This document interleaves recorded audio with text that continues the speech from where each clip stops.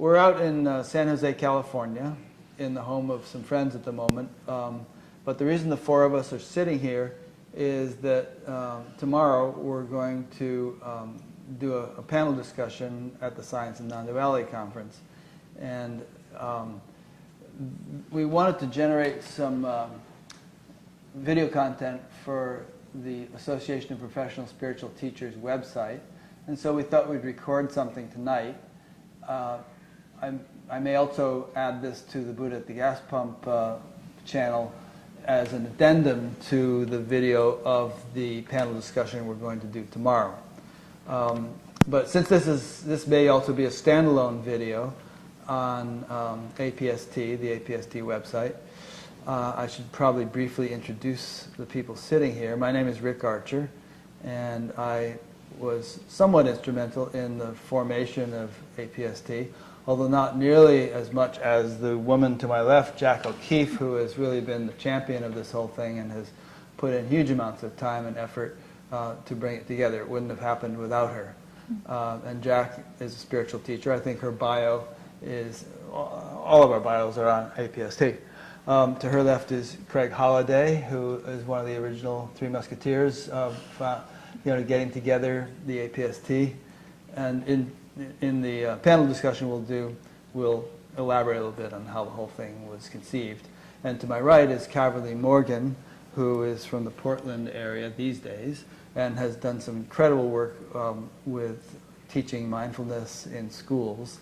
And when the three of us thought who we would like to have as a fourth for our panel, Caverly came to mind as someone who would be a perfect fit. So we're really glad to have her here. In our panel discussion tomorrow, we have quite a wide range of topics that we'd like to cover, and I'm speaking in the future tense, but by the time you watch this, you may have actually already watched the panel discussion. But we also thought that there are certain points upon which some people, when they first hear about our efforts with this thing, they jump to the conclusion that it's going to be some moralistic, judgmental thing where we're going to, where we consider ourselves qualified to pass judgment on teachers and their behavior and so on. And we're going to emphasize from the outset, and probably continue to emphasize that that's not our orientation, and that we have a very, hopefully a very humble attitude toward this whole project. We all feel in our own ways that it's something that's very much needed in the spiritual community, that there have been far too many examples of teacher misbehavior which has caused a lot of pain and confusion and disillusionment among students. And if we can contribute in any way to the sort of elevation of understanding of what is or may or may not be appropriate behavior by a spiritual teacher, we feel we will have done something significant. But not only are we not sort of adamant about, many of the points that we're presenting, we feel the whole thing is fluid, a work in progress, something that we welcome and need the input and collaboration of the whole community in, because everyone else's judgment and opinion is as valuable as ours may be, and even amongst ourselves our judgments differ. There have been certain points which we've been bantering back and forth all year and not reaching an agreement on. We haven't argued in a contentious way, it's been very friendly, but everyone has their subjective perspective, and in trying to evaluate or formulate a code of ethics, we're trying to achieve a balance between, our subjective perspectives and whatever universal standards there might be that fit our contemporary culture and ought to be respected. So, one such example of something that we've had trouble reaching agreement on is the issue of relationships, romantic relationships or sexual relationships between teachers and students. And this is probably one of the most important points to consider, because it's probably the area in which the most egregious violations have occurred, which have caused the most harm and confusion among students, and have gotten teachers in all kinds of hot water. So we've discussed among ourselves over the previous months what would be an appropriate approach to this. How can you regulate such a thing? You know, should there never be any kind of romantic relationship between teachers and students, or should there be a cooling off period in which the teacher-student relationship has ended but the romantic relationship has not started for X number of months or years or whatever? And again, there's been a range of opinions on this, and we've sort of each shifted our positions and discussed it back and forth. And we thought that with you in watching this video, we'd like to just do a little bit of that in real time and explain some of the processes we've gone through. And you may see even now that we're not in complete agreement. But I think you'll also see that none of us is rigid or adamant in our opinions. We're sort of trying to approach this in a thoughtful and sensitive and introspective way, and to learn as we go and kind of search our own conscience and our own understanding, as deep as it may go, to come up with something that's really going to be useful and helpful for people. So, who would like to take it from there? Okay, so I'd be happy to start. And so, as far as if we're looking at the spectrum of, teachers being able to fully be in relationship with their students, and teachers having zero relationship with their students romantically, I'm in that very conservative camp of no relationship. Ever. And did you say ever? Ever? Well, that's an interesting question, ever. Of course, as a human being, there's going to be exceptions to all kinds of rules. To any rule, there's going to be cultural exceptions. There's going to be different organizations, that have learned how to do that beautifully. Like in the Jewish tradition of rabbis, and it's very common, to have, the rabbi be married and have it to be someone from within the congregation, and that's, of course, absolutely acceptable. But what I have done is, as a therapist, I've just taken the rules of traditional psychotherapists, and the way you relate to clients is you don't become romantically involved. And the idea that is taught in graduate school is it's never. Now, if you look at the exact codes and the rules, this has gone over many years of great debate. It's when I first became a therapist, I would have to wait 2 years from the last time I saw the client if I was wanting to date them. And so it just made it really simple that probably wouldn't happen. Since then it's been raised to 5 years, and I'm a fan of this approach. By the governing body that governs therapists. By the governing body that grants and revokes licenses. Grants and revokes license, Okay. yes. And see, to me, it makes it really simple that as a spiritual teacher, I'm here, I'm showing up as a servant for my students. I'm not here looking for a date. I'm not looking for someone to sleep with. I'm not mixing those two worlds, and it keeps things radically simple. As a teacher, there's no messiness, and I can even say, from a place of humility, when I first started teaching, my life was literally a train wreck. Like, I had all kinds of busyness going on outside of my world of teaching. But what I found is because the relationships I was in were not fully stable, that confusion bled into the world of teaching. And so I would show up and I'd be a little bit confused or stressed, or thinking about what had just happened with my partner at that time, and it was a great distraction. And so when one has a conservative view, it's like you take that confusion. I mean, I think we can all agree that relationships tend to be the most messy place in most of our lives. It tends to be that evolving edge. You know, I can see there's people, you know, in the room that are smiling when I say this. This tends to be where we struggle. And so it's nice if that struggle is not mixed with my teaching community, with the Sangha. And it's, you know, it's like, what are we here for? Are we here, you know, to sit in meditation? Are we here to connect in the truth? Are we here to, you know, to step into these greater realms of consciousness? Or are we here, you know, looking for a date?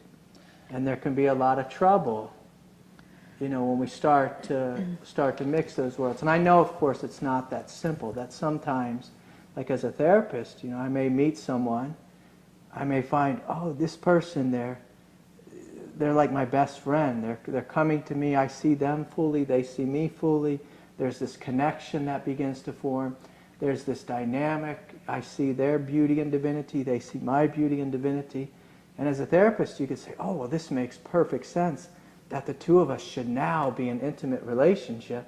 But as soon as we start going in that direction, you know, all this potential for growth and vulnerability and a sense of, you know, having a clean and clear, safe place, you know, all of that really quickly begins to crumble when those boundaries are crossed. And so, to me, it's a very simple thing to say, I don't cross that line, and it keeps my teaching community fairly safe from my desire. And if my students know this as well, and they say, okay, then I'm not going to cross that line with Craig, and then at least it keeps that realm intentionally safe. It keeps it safe. And, you know, I could go on, but I'm, of course, you know, don't want to hog the mic here and be happy to hear. Thank you. And then sometimes your spiritual path commands you to break your golden rule. Absolutely. Because it will destroy the controller. It will make you fly in the face of what you believed to be a moral high value. And there is such divine efficiency when our spiritual path just says, oh, you think you're like this? Okay, let's turn you upside down and we'll make you be the opposite of who you thought you were. So what do you, give us an example of? Oh gosh, some of us have had that path. I certainly have had that path when I was doing my spiritual practice. Whatever I held to be a clear value of, like, I would never do that, it's like, oh my God, I have to do it, I have to do it, I have to do it. So I remember, you know, there was this golden rule with my first husband. Absolutely, absolutely. The one thing we will always keep sacred is being loyal to each other. And I knew at some point, like, spiritually, I know I'm going to leave him. I know I will have to choose God because I'm attached to him, so I'll have to choose God. And at a retreat, it was like, this is where it's going to happen. This is how my marriage is going to break up. I'm going to be disloyal to this person, to my husband, with this person. I don't know how this is going to happen, but this is how it's going to unfold to get me out of the marriage. So every value system I had to be destroyed in that process also. And divine efficiency unfolds like that sometimes. And so, yeah, I mean, I was just in tears, taking off my wedding ring, thinking this is horrendous. I feel like 35-year-old virgin. Like, it was just so nervous, so awful, but I have to do this. I have to do this and destroy everything that I held as sacred. Now, of course, I was on a retreat as a student, and he was another student. But I can see that same energy of divine compulsion pushing through in other people's lives. And sometimes it happens to a teacher also, where they're like, I don't know how this is going to happen. I don't know how we're going to get from teacher-student to being two equal adults who are consenting to be together sexually. How are we going to get from here to there? And that's what I'd like the APST to do, is like, how do we map that journey? How do we guide others through that journey?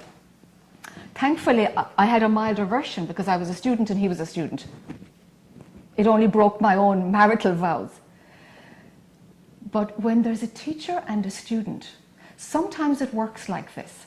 And to say, you know, that consciousness will never, make us break a rule like this. It's like, as soon as you think consciousness won't work like that, consciousness will come up and say, you think you know how I work? Try this one. And that's what happens. So I would like us to find a way to navigate in those rare exceptions, and also for our community to know the difference between what Craig is talking about. It's like, just know when there's desire, and KNOW, when there is desire. And that's when you take the higher ground and don't follow desire. There's a radical difference between a rare exception and a desire. There's a difference between me sleeping with 35 women in my Sangha, and coming to a point of, okay, it's one relationship, we moved on into a deep level of commitment. But I think what I see more often than not as a therapist is I see train wreck after train wreck after train wreck, and hear these horrific stories. And so I'm willing to put my my vote or my sense of how do we go forward. I'd rather protect students than protect teachers and the path of teachers, and what teacher thinks that they're going through and they need to do with this one particular student. I would much rather protect the 1,001 students than worry about the 1 in 1,000 teachers who needs to feel like they need to be married to this person, or sleep with this person, or invite this person back to their room to look at their special spiritual books. Yeah, and the next thing, we're going to have tantric sex and all become enlightened. And so and you'll reach my vibration and all this garbage. I'll raise your vibration, with my lingam or whatever silly kind of conversation we're going to have. And I've heard these stories, and to see, the tremendous lifelong pain, that an individual has been open and vulnerable with the teacher, and then left the path for 10 years or 15 years or 20 years because of the tremendous violation of trust that has happened. And so I heard of a woman who committed suicide because of a violation of trust, and it wasn't even that overt a situation. It was more like she just got so disillusioned by the behavior. It wasn't even overtly sexual, but it was wanting to go in that direction, and it shattered her ideal vision of this person who's a well-known and highly respected spiritual teacher, now deceased. But before we get to Caverly, I just want to your statement confused me a little bit, and it opens up a possible alibi for people doing whatever they want because they feel like there's this karmic, cosmic thing just driving me, and I have no choice about it, and I realize it goes against all the conventions, but the devil made me do it. So I hadn't finished it. Okay. So I think the point and the gift that we can open together and share together and grow together on the APST is that what's the level of maturity of the teacher? So if the teacher has their own needs, if they haven't transcended desire, if their own loneliness, their own shadow has not been explored at all, they will project this into their Sangha. And then this is when the teacher will use any bullshit concept in order to justify their behavior. That stinks. That stinks. And that's the teacher not doing the work for themselves. But there are times when there is a mature, objective scenario that is a rare exception, and I would like teachers to know the difference. For teachers to educate themselves, is it my shadow, what's going on here, or is this actually divine will in somehow, and how can I safely navigate if it's divine will? That's the area that's not known, that teachers don't know the difference of when it's their own shadow and when there's absolutely a divine intervention moving them in a certain way. That's a tricky one. That's the tricky one, and that's the immaturity that I want the APST to address through education. Let's mature the sector so that there is more autonomy and transparency in how we work. And even bringing the conversation into the light, I think, is greatly helpful, because the reason that this has gone on, for probably a couple thousand years now, is that it's hung out in the shadows. And so the willingness to have this conversation, to talk about it, to bring up, the rare exceptions and to bring up when it's inappropriate, I think is a helpful conversation. And I could stand here and say, oh, it is never, appropriate ever. And of course, I'm not. That's going to make it go underground, you see? That's going to make. And to there's be honest, no growth I'm not, there. There's no learning there. I'm not wired in that way to hold that kind of stance. But there is, just a real sense of what are normal expectations. If a student comes to a Sangha and the teacher's it's a male teacher and he's only answering questions with the beautiful young ladies, and afterwards he's inviting them to all hang out with him at the secret teaching after party. It's like, come on, like this is. And it happens. And we laugh, but it happens. It happens, and it happens again and again, and it happens with well-known teachers, not known teachers. It happens with Catholic priests and monks, and it's across the board, and it's unfortunate. I want to give Caverly a chance to speak, and I just want to interject one really quick thing before I give you a chance to speak, which is that one thing that's very confusing is that a teacher can be radiating like a lighthouse and appear to have an incredibly high level of consciousness, have tremendous charisma and powerful darshan and all that other stuff, and yet still have major unexamined shadow areas and undeveloped aspects of the personality, immaturities and so on, that makes them act in ways that seem so completely incongruous with their apparent enlightenment that it can be extremely confusing. And sometimes they act out those shadow things in secret behind closed doors while publicly portraying an aura of saintliness and perfection. Caverly.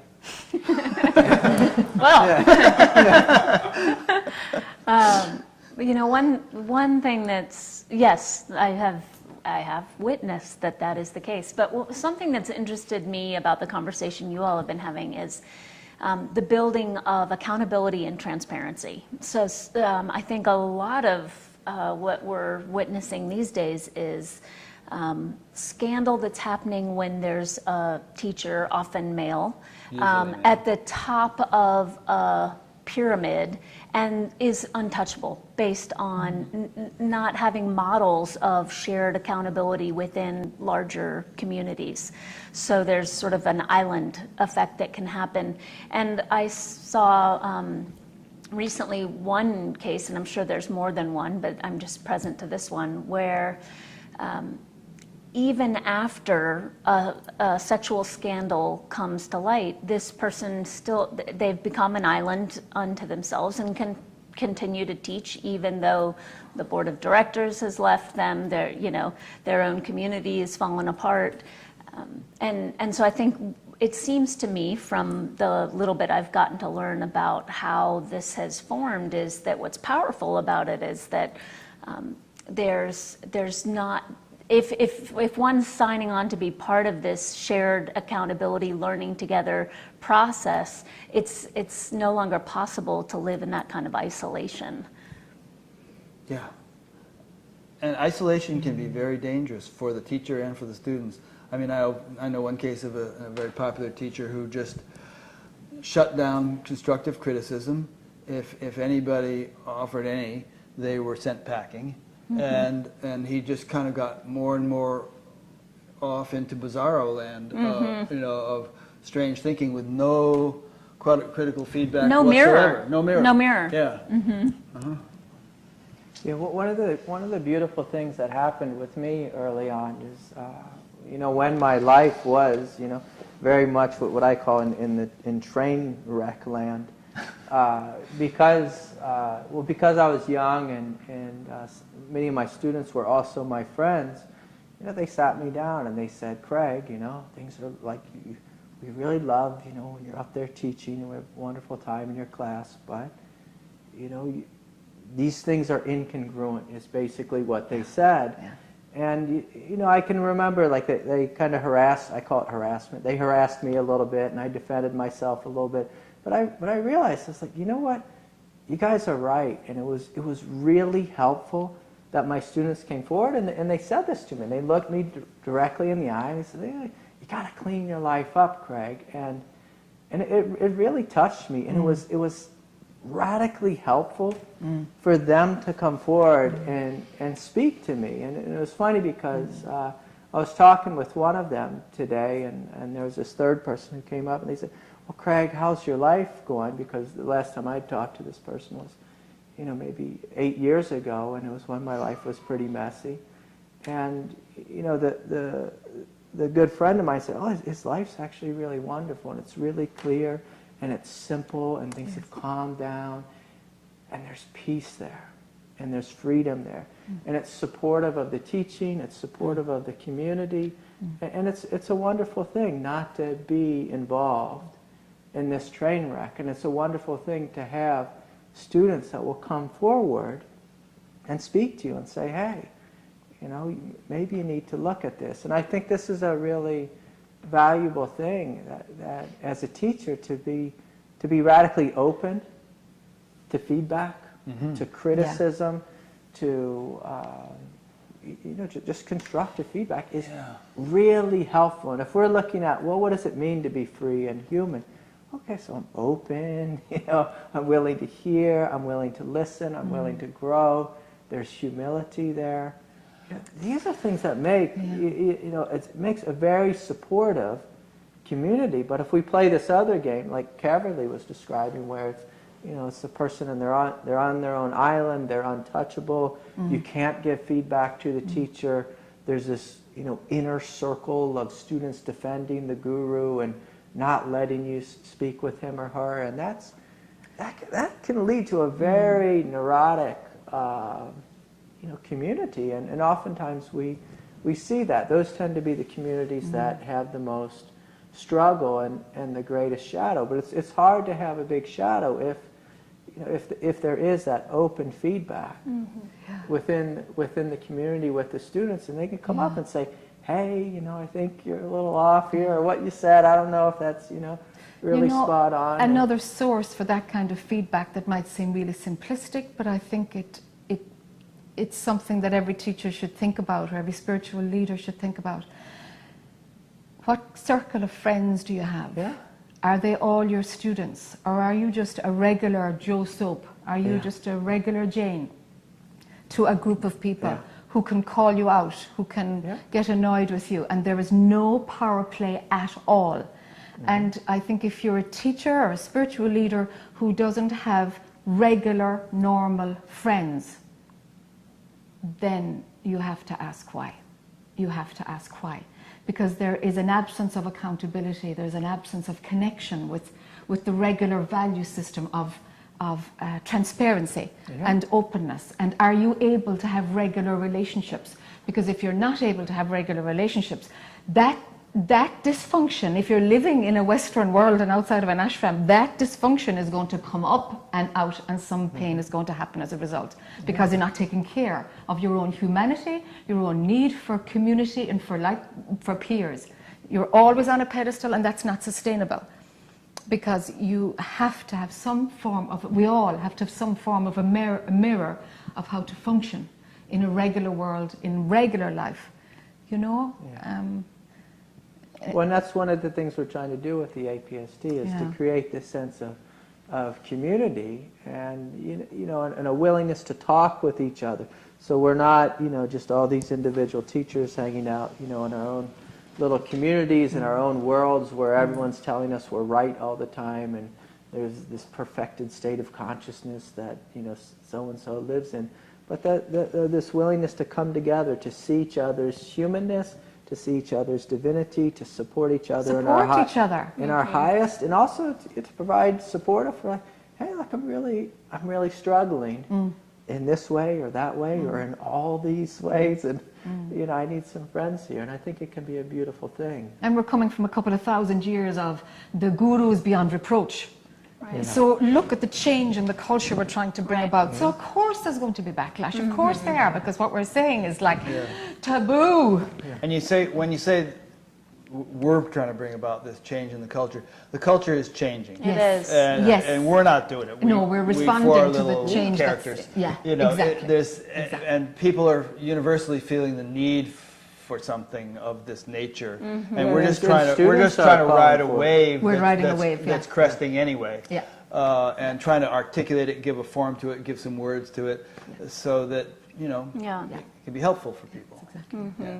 But we have to keep reminding, using our terminology carefully to make it perfectly clear that we are not some kind of governing body and have no aspirations to be.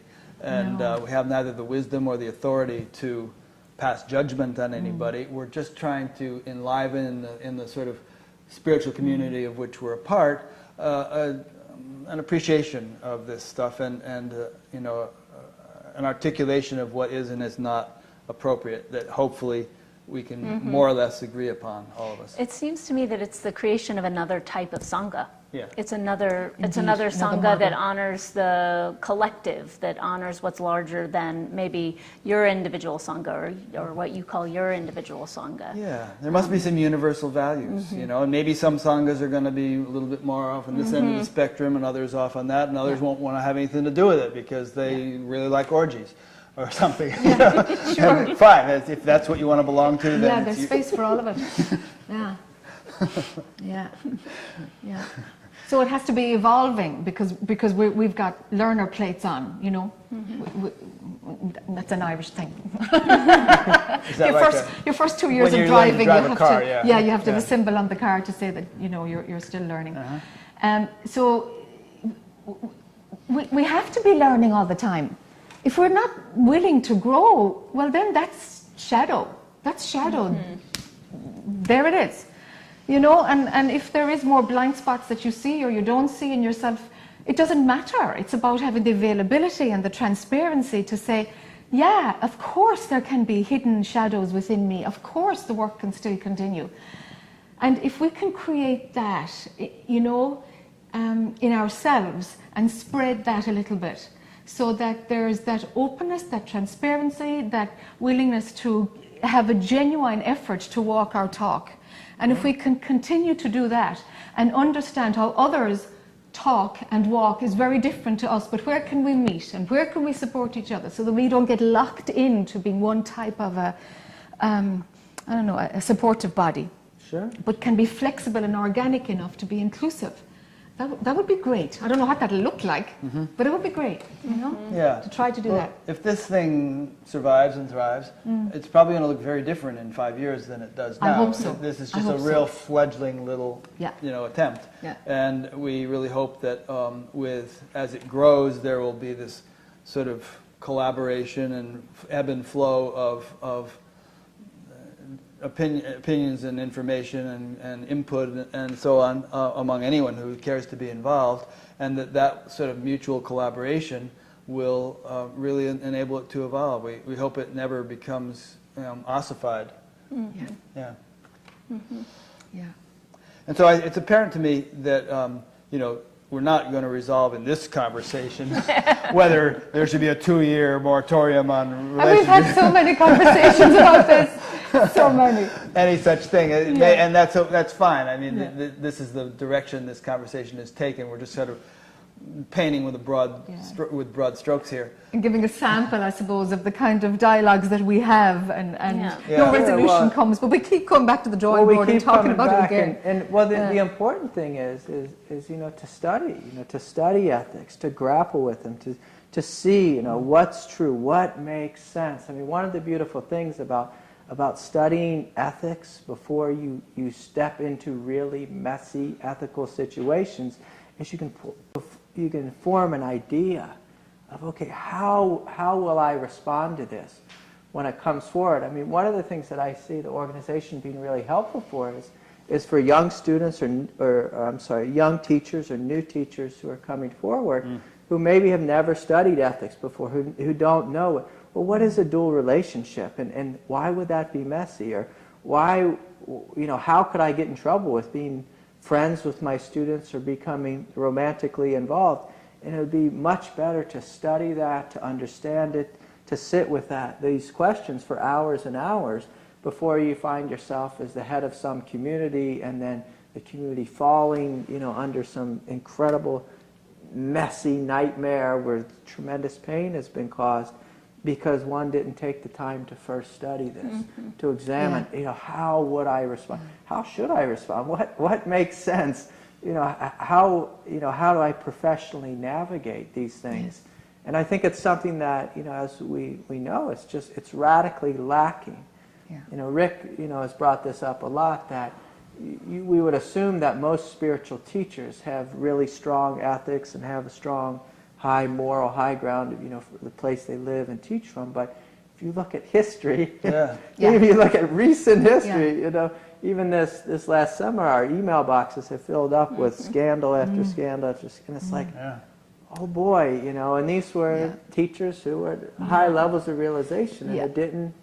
It ended in a really messy way. But this sense of, if we educate ourselves, if we sit with these questions and deeply inquire, then we can, in a greater sense, serve our communities. And boundaries are learned. How to work with power is learned. We need to learn these things. There are skills that we need. And to, acknowledge our humanity, and that these skills don't just come down the track. It's very rare that happens, that the perfection of humanity, is directly in line with the movement of consciousness. That's very a rare thing. Very, very, very, very, very rare, can I say? Yeah, a lot of myths, teach it that way, but in reality, it's rarely. No, it doesn't roll like that. And the word enlightenment has been associated with saintliness, all these enlightened people. And so the implication is that there's a tight correlation between a high level of consciousness and moral behavior. And but from what I've seen, rarely the case. Yeah, it's a very stretchy rubber band. There may be some correlation, and eventually it gets pulled along, but boy, it can really stretch far. Yeah, exactly. You said it. Well, that doesn't take into account how much practice is involved in being able to have your actions continually be refined, such that they're reflections of your deepest and greatest understanding. Yes. It doesn't acknowledge that refinement process. To assume that, it's just like, oh, the lights came on, so. Yes, we're good to go. Yeah, and it's much nicer to do that refinement work, So within a space, within a supportive community, before the nightmares begin to unfold or the shadow starts to become unpacked, to be able to do that in a supportive community, to me, that's a tremendous gift. And that's what we're trying to bring forward, is this sense of support and community, and a willingness to together examine these questions.